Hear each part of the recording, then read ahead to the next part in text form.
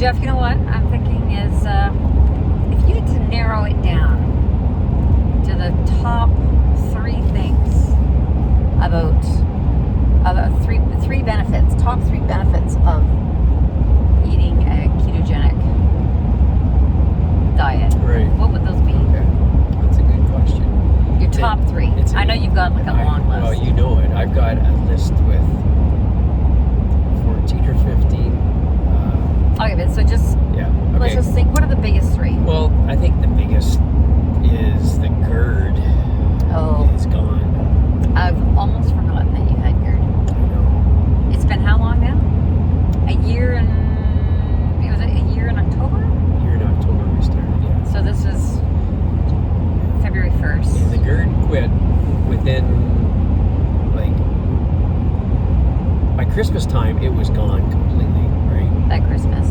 Of October 2018. By Christmas of 2018, the new year of 2019, it was gone. So that's huge because I was really, really, really struggling with post-nasal drip and sneezing and congestion and clearing my throat, Clearing your throat all the time. continuously.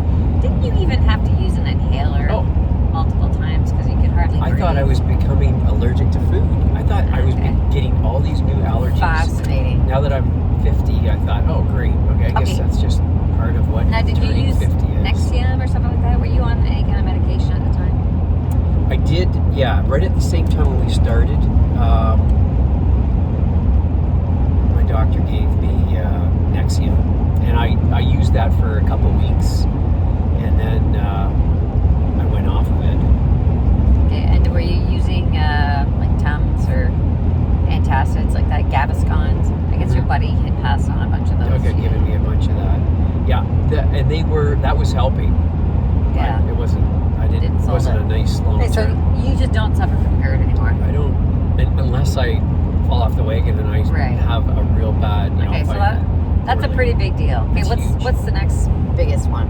Well, recently I've sort of thought maybe it's the inflammation that I do not seem to have anymore in my back, in my neck. Back and neck pain. I used to always, every, I don't know, couple months I'd get a wry neck and throw my back out.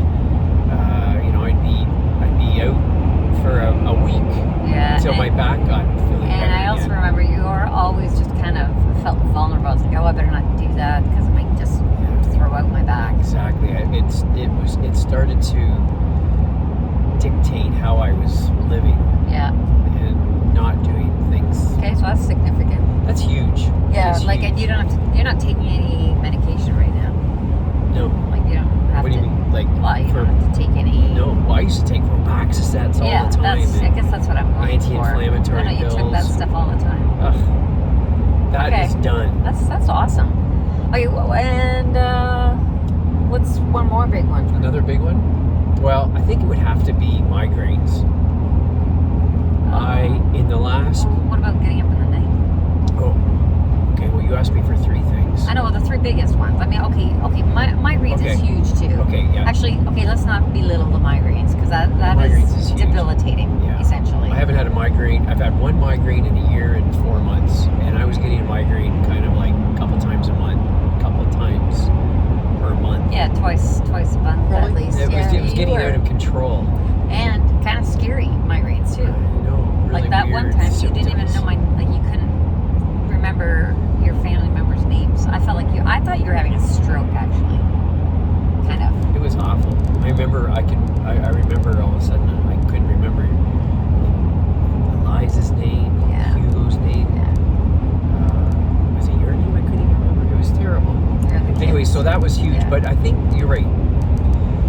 Getting up and going to the washroom. I was going to the washroom, 4, 5, 6 times a night? It was ridiculous. And now, last night I didn't get up at all. And I had quite a bit to drink before I went to bed. But typically I'm getting up once. And often none. And sometimes, quite often none. You're right.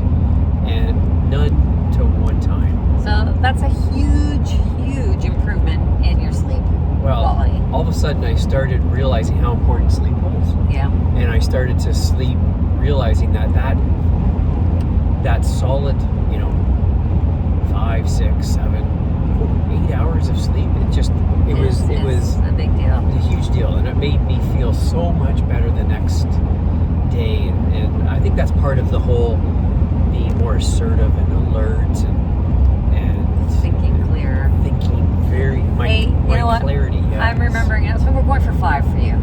3 is not enough. There's another big one. I think we've done 4 now. That was 4, I know, but there's one more. There's another huge one that you must not. I mean, we've forgotten about it now because it's just not an issue. It's crazy, eh? But remember how often you needed to eat. You told people that I'm hypoglycemic. Yes, I was hypoglycemic. I need to have snacks. I have to graze. I grazed all the time. Pack Now- little snacks to go to work. You I needed used to- something, between breakfast and lunch. You had to have something.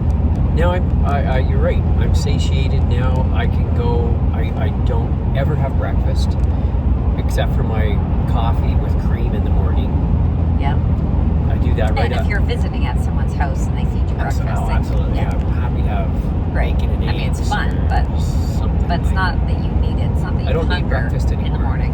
No, I do enjoy my coffee, but I don't. Right. And then my mid-morning snack is a coffee with cream. Again, maybe, with but if cream you're in it. busy, you might make it to 1 But I might o'clock without anything. Exactly. I usually do have A coffee. mid-morning with cream Oh, well then. and butter. Right. Okay. Yeah, okay. So And- there's some energy there. And then, depending how I'm feeling for lunch, I may or may not eat lunch. I may Yeah. just do OMAD, like that one meal Okay, so a day. there's 5 pretty huge things. I know, that's amazing.